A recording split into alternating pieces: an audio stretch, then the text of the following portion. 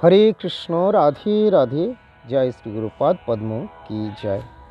প্রিয় ভক্তবৃন্দ, দর্শক বন্ধু, আজকের আলোচনার প্রারম্ভে সর্বাগ্রে আমি আমার নিত্য জীবনদাতা, দিব্যজ্ঞানী প্রদাতা, ভগবত অভিন্ন প্রকাশ বিগ্রহ, কৃষ্ণ কৃপার মূর্তি বিগ্রহ, ব্রজাগত মহাজন পরমারাধ্য শ্রী শ্রী গুরুপাদ পদ্ম জগৎগুরু ওং বিষ্ণুপদ পরমহংস শ্রী শ্রীমদ ভক্তি বিজয় শ্রীধর গোস্বামী ঠাকুরের শ্রীচরণ কমলে পুনঃ পুনঃ অসংখ্য সাষ্টাঙ্গ দণ্ডবত প্রণতি নিবেদন করি।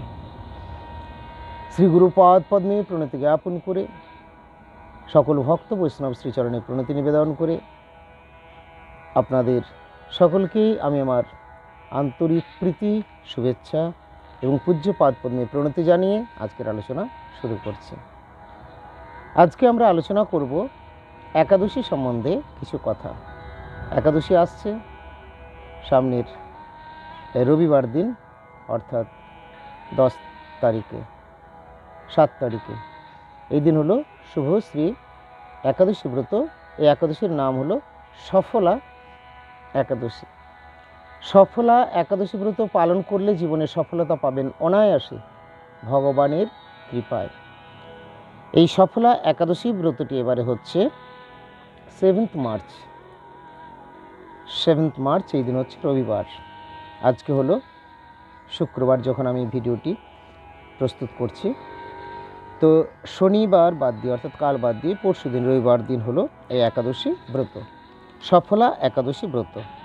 এই সফলা একাদশী ব্রত আমরা যে পালন করব, তো সেই ব্রতটি কিভাবে পালন করতে হবে, একাদশী ব্রত কিভাবে পালন করতে হয় বা আমরা কিভাবে পালন করব, সেই সম্বন্ধে আমরা কিছু কথা তার আগে জেনে নেব। প্রত্যেকটি একাদশী যেমনভাবেই পালন করেন, এই একাদশীও সেইভাবেই পালন করবেন। তবে মাহাত্ম্যগুলো হয়তো আলাদা আলাদাভাবে রয়েছে এবং সেই কারণেই প্রত্যেকটি একাদশীর পৃথক একাদশীর পাঠ বা আলোচনাগুলি আমাদের এখানে প্রকাশ করা হয় বা জানানো হয় বা গ্রন্থে সেভাবেই রয়েছে।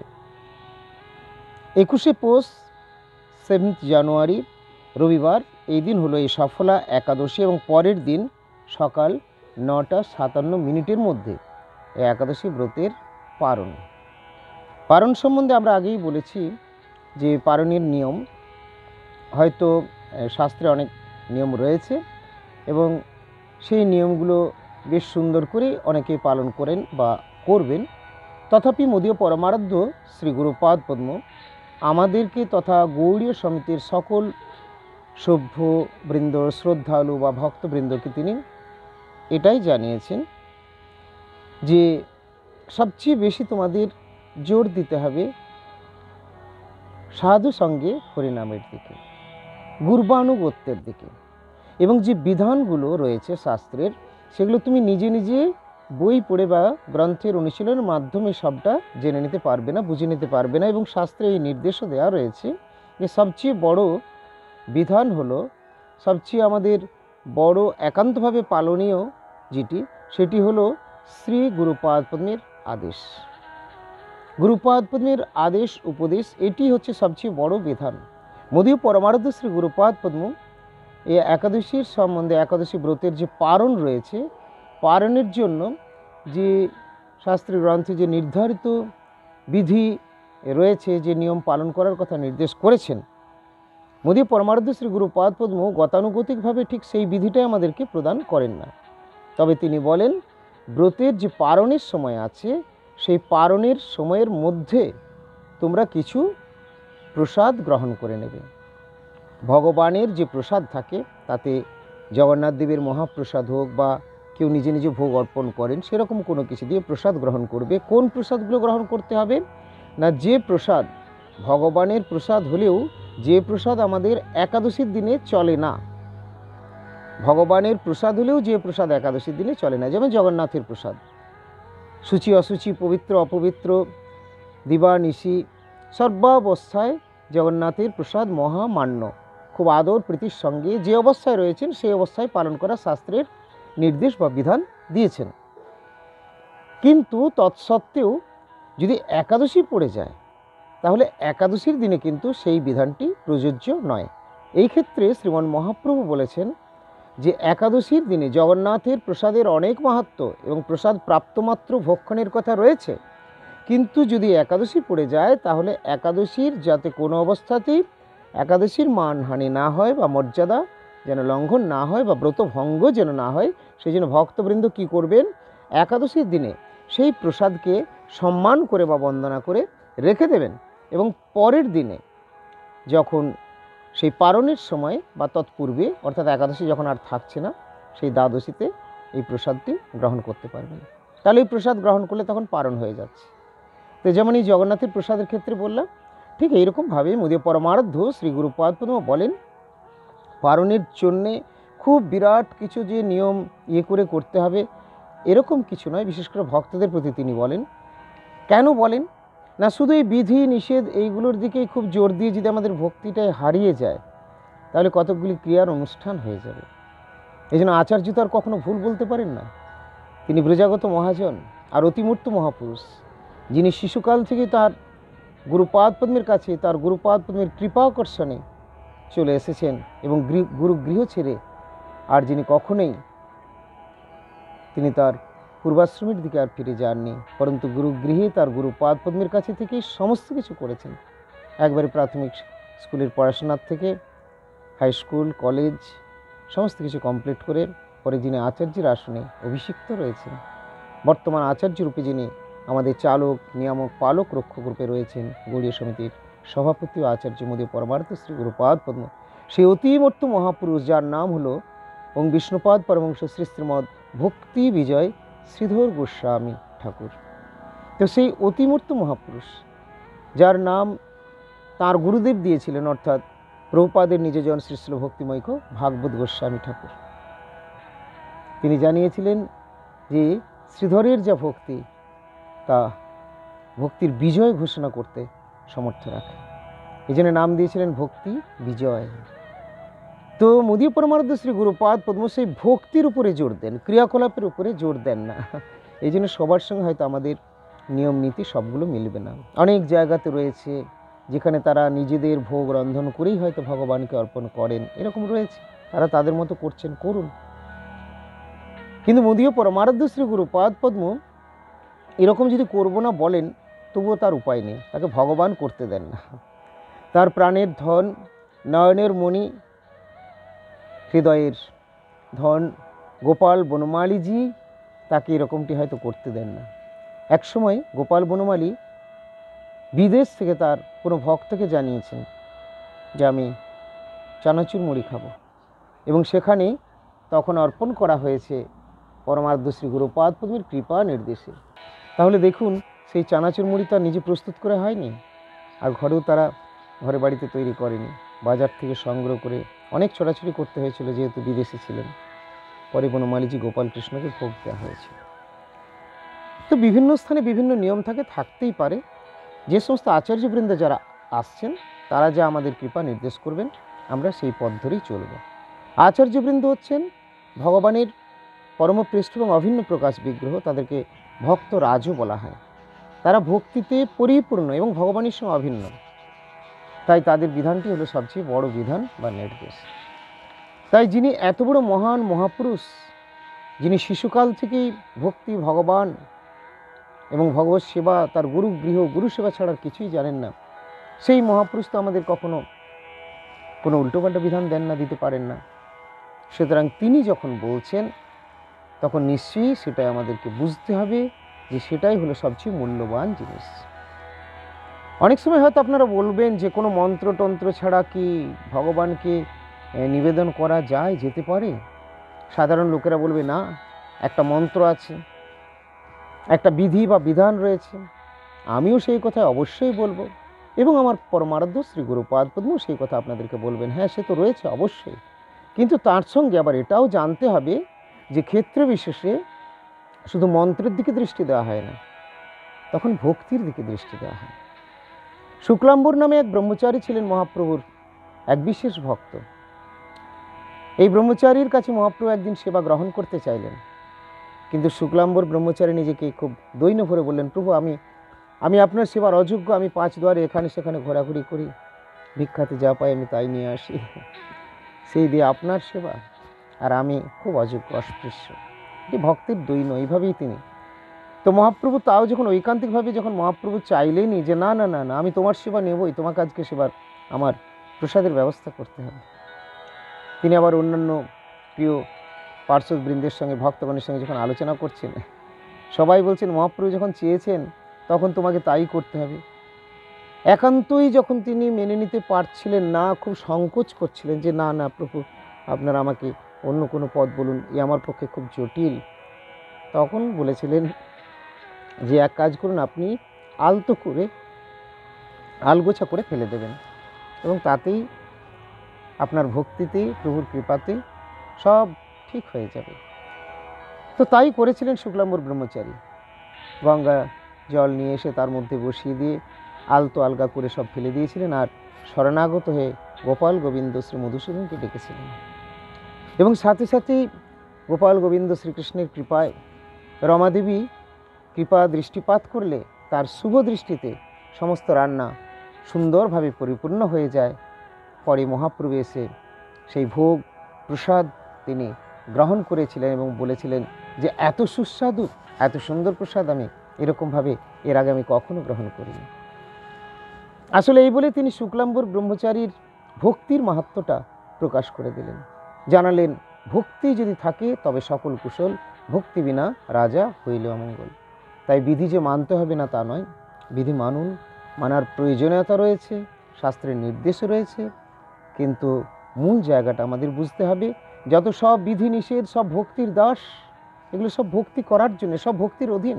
তাই আমরা বিধি নিষেধগুলো ভক্তির দিকে দৃষ্টি রেখে চলবো আর ভক্তি বিগ্রহ শ্রী গুরুপাদ পদ্মের আদেশকে আমরা ফলো করব।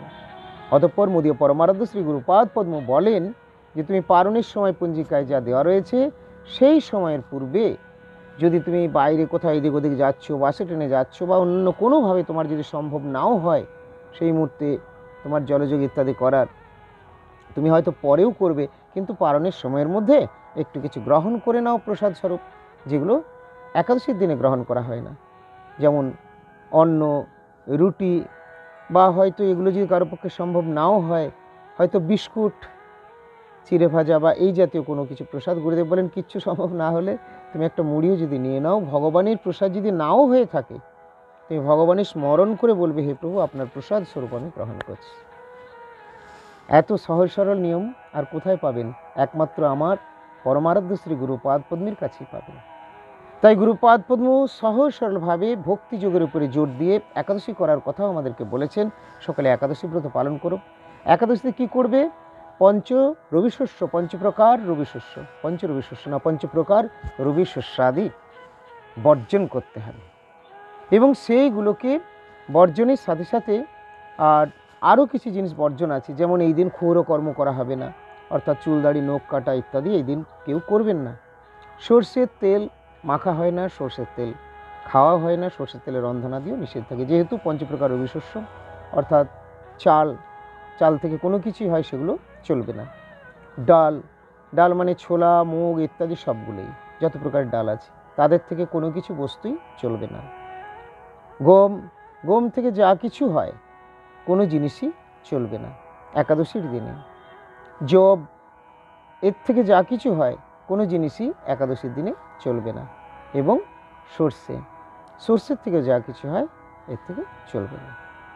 অনেকেই প্রশ্ন করেন যে আমরা মহারাজ শ্যামা চালটা কি খেতে পারি?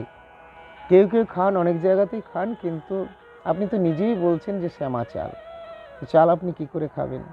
আবার কেউ যুক্তি তর্ক দিয়ে বলে ওটা ঘাসের মধ্যে। তবে আমরা বা আমাদের মঠে বা গৌড়ীয় মঠে গ্রহণ করা হয় না শ্যামা চাল, ওটা বর্জনই রয়েছে একাদশীর দিনে। সবচেয়ে বড় হলো একাদশীর দিনে শুধু এই ফলমূল ইত্যাদি গ্রহণ করে কাটিয়ে দিলাম এটাই নয়, হরিনামের উপরে জোর দিতে হবে, ভগবানের কৃপা ভক্ষা করতে হবে, আর গৃহকে খুব সুন্দর করে ভগবানের সুখের জন্যে সাজিয়ে তুলতে হবে।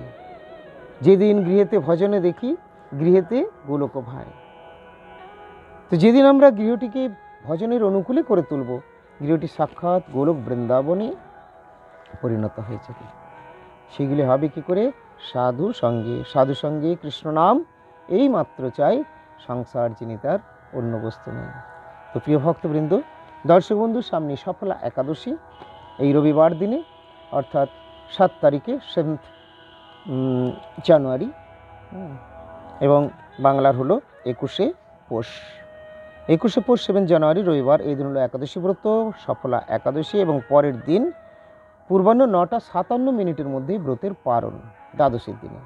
আর এই দ্বাদশীটি হলো আমার পরম গুরুদেবের, অর্থাৎ যিনি সরস্বতী গোস্বামী প্রভুপাদের শ্রীচরণ আশ্রিত বা পৃষ্ঠজন, সেই ভক্তিময় ভাগবত গোস্বামী ঠাকুরের তিরোধান তিথি, অপ্রকট দিবস।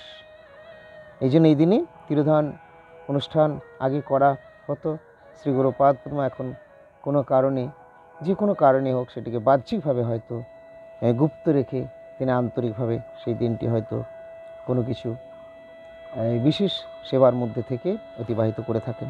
যাই হোক, এই ভক্তিমৈক্য ভাগবত গোস্বামী ঠাকুর, যিনি আমার পরম গুরুদেব, তার হলো অন্তর্ধান দিবস এই দিন, অপ্রকট তিথি। তো সেদিন সকলেই পরমারাধ্য প্রভুজি শ্রীপাদ পদ্মে শ্রদ্ধার্ঘ্য অর্পণ করুন, পুষ্পাঞ্জলি প্রদান করুন, মুখে হরিনাম রাখুন। যে কথা বলছিলাম একাদশীর কথা, কেউ আমাকে বলছিলেন যে একাদশীতে যে অন্ন রুটি খাওয়া চলে না, উনি বলছিলেন কোথায় লেখা আছে। এখন লেখা আছে, দেখতে যদি চান, জানতে যদি চান, আসুন, আমরা দেখিয়ে দেব। এখানে বলছেন যে একাদশীতে অন্ন রুটি লুচি সুজি প্রভৃতি ভোজন করলে মাতৃহত্যা, পিতৃহত্যা, ভ্রাতৃহত্যা প্রভৃতি পাপ করা হয়। সেই দুর্ভাগা ব্যক্তি কখনো বৈকুণ্ঠে যেতে পারে না এবং বিষ্ণু ভক্তের সঙ্গ লাভেও বঞ্চিত হয়। একাদশী ব্রত না করলে বিষ্ণু ভক্তেরও সঙ্গ লাভ করতে পারবে না, ভগবত প্রাপ্তি তো দূরের কথা। ভক্তের সঙ্গে যদি 2-4 দিন ঘোরাঘুরি হয়, পরে কিন্তু তিনি মাইনাস হয়ে যাবেন, কেননা ভক্ত হলেন ভগবানেরই লোক। এমনকি কেউ যদি মনে করেন যে আমি ব্রহ্মচারী হয়েছি, সন্ন্যাসী হয়েছি, আমার একাদশী না করলেও চলবে, সেটিও ভুল এবং সেটি মহা অমঙ্গল বা অপরাধের কথা।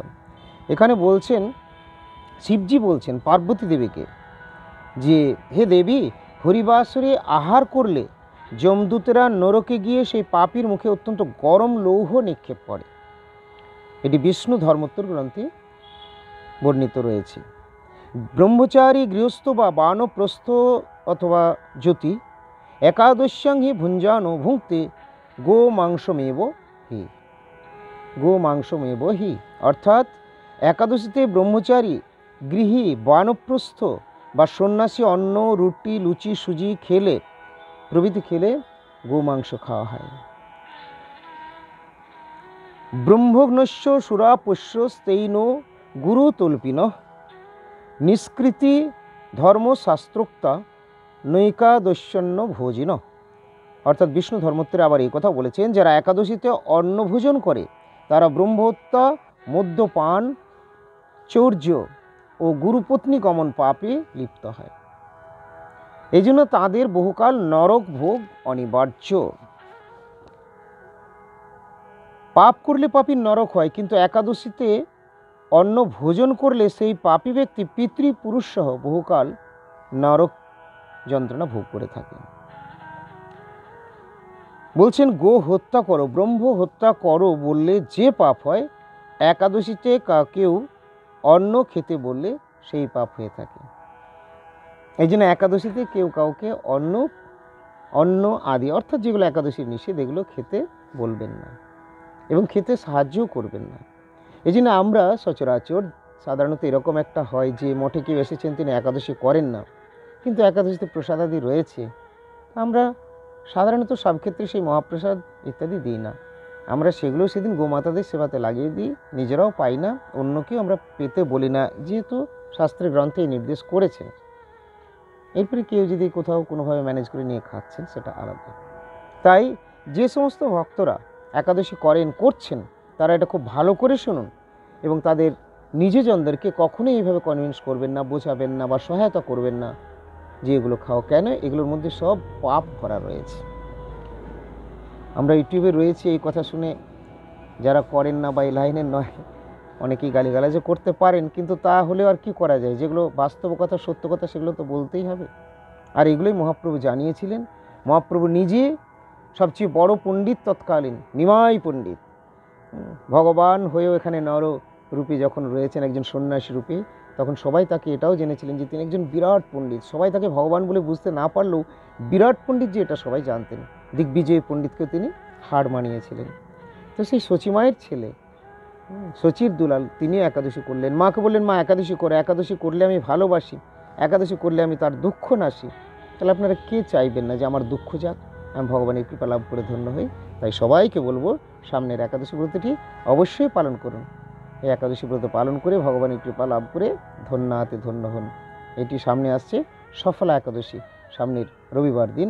আজকে আমি যখন ভিডিওটি প্রস্তুত করছি তখন হলো 5 জানুয়ারি শুক্রবার, কাল বাদ দিয়ে পরশু রবিবার দিন একাদশী ব্রত। সকলেই এই একাদশী ব্রত পালন করুন, সফলা একাদশী, এবং নিজের জীবনের সমস্ত জটিলতা অমঙ্গল অন্ধকার দূর করুন, সফলতা প্রাপ্ত হন, জীবন ধন্য করুন। আজকের আলোচনা এখানে বিরতি দিচ্ছি। ভালো থাকুন সকলে, দেখা হবে আবার পরবর্তী পোস্টে। যারা এখনও আমাদের চ্যানেলটি সাবস্ক্রাইব করেননি তাদের বলবো চ্যানেলটি সাবস্ক্রাইব করে আমাদের সঙ্গে থাকুন এবং নিয়মিত দেখতে থাকুন আমাদের পারমার্থিক দিব্য মধুর প্রসঙ্গগুলি। হরে কৃষ্ণ হরি বল। জয় শ্রী রাধে, জয় শ্রী গুরুপাদ পদ্ম কি জয়। নিতায় গৌর প্রেমানন্দে হরি হরি বল।